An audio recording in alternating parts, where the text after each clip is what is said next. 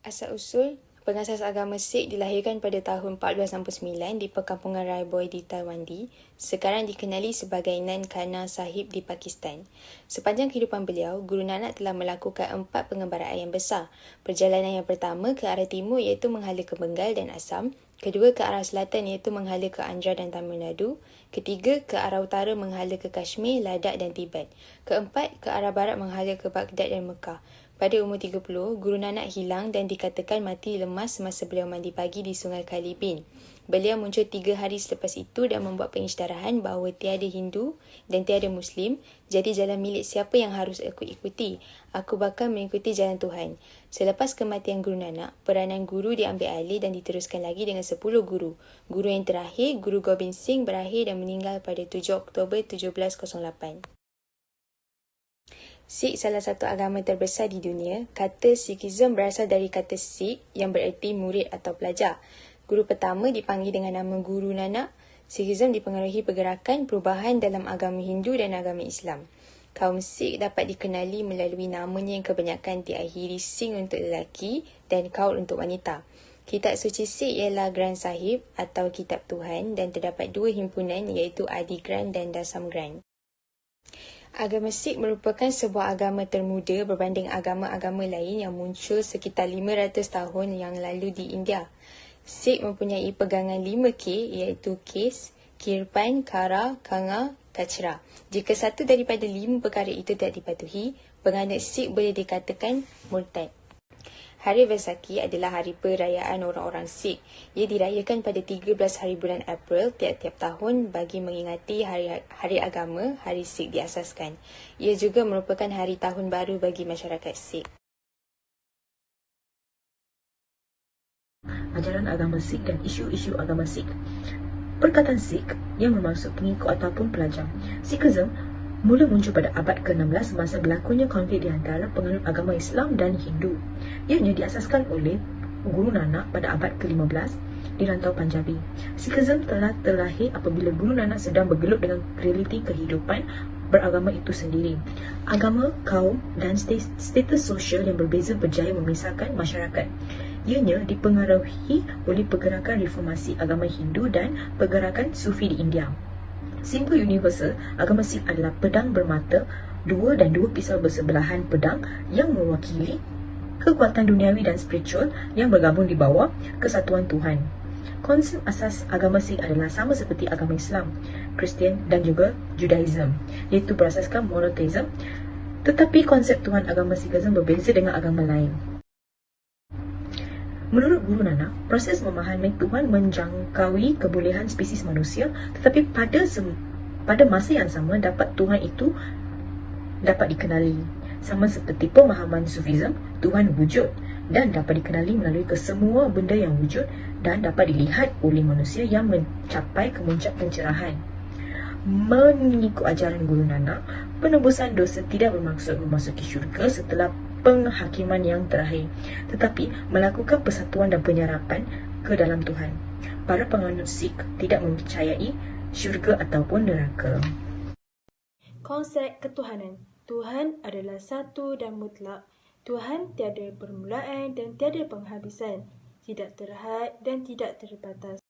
Memberi wahyu kepada rasul-rasulnya yang dipilih.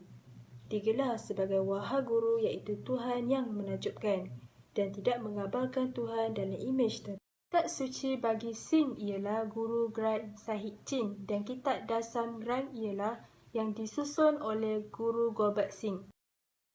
Seterusnya, Kuil Singh dikenali sebagai Gurdwara iaitu pintu gerbang guru. Gurdwara paling terkenal terletak di Amritsar kerana disaluti dengan emas 24 karat. Dibina pada tahun 1577 oleh Guru Singh ke-5 iaitu Guru Ram Das yang dikenali sebagai Golden Temple of Amritsar.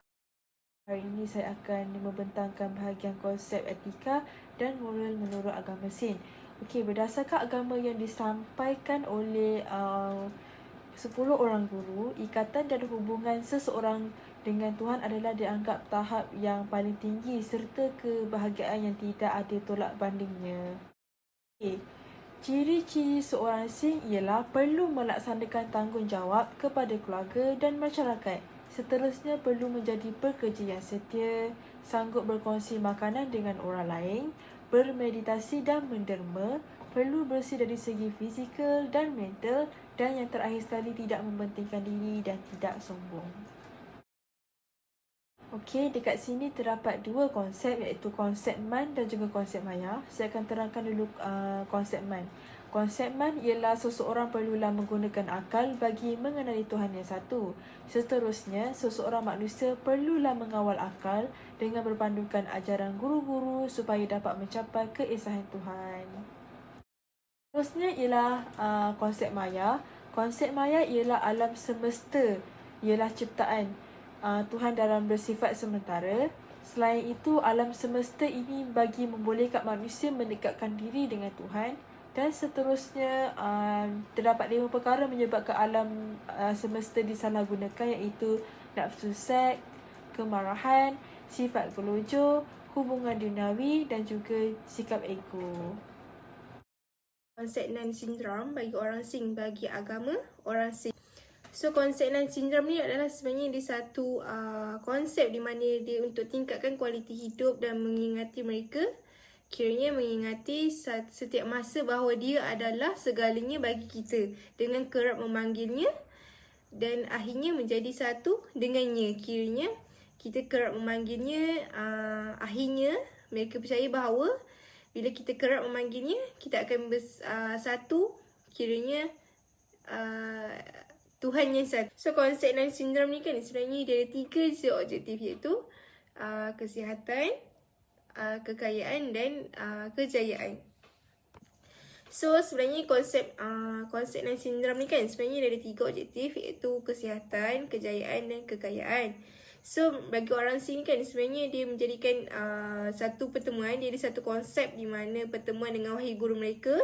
Mereka meletakkan itu sebagai satu kewajipan mereka. Kerana dengan kepercayaan ini, mereka percaya bahawa dengan cara ini mereka dapat dekatkan lagi diri mereka dengan Tuhan mereka.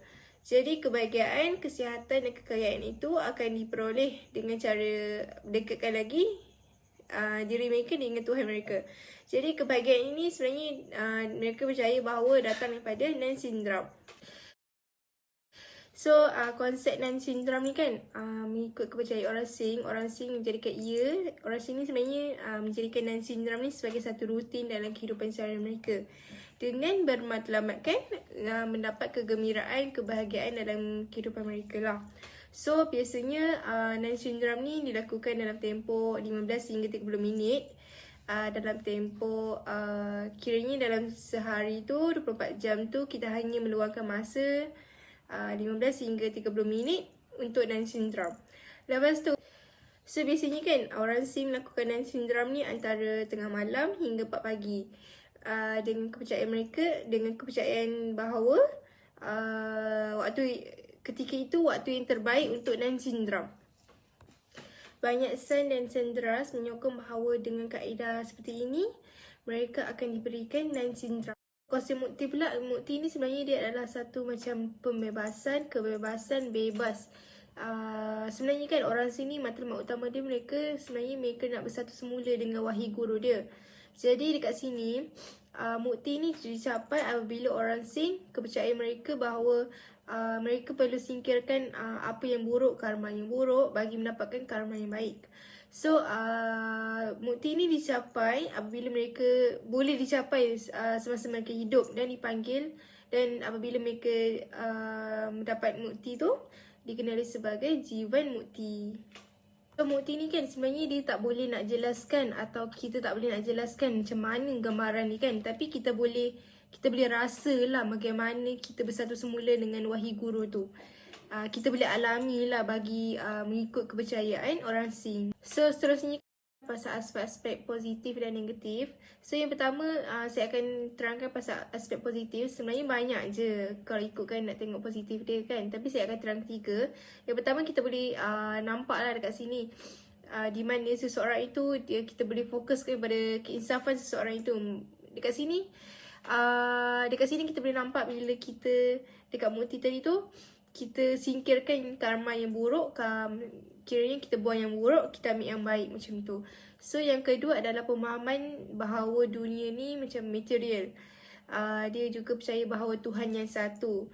Jadi jika kita macam mengikut Tuhan tu, kita akan merasa macam jiwa kita yang lengkap lah. Salah sekali kita akan dapat kedamaian yang kekal lah. Lepas tu penyingkiran daripada kitaran samsara. Lepas tu seterusnya bagi aspek negatif banyak juga, tapi saya terangkan 3, iaitu yang pertama adalah kebanggaan, iaitu panggil ahangkar. Ahangkar ni macam kebanggaan lah.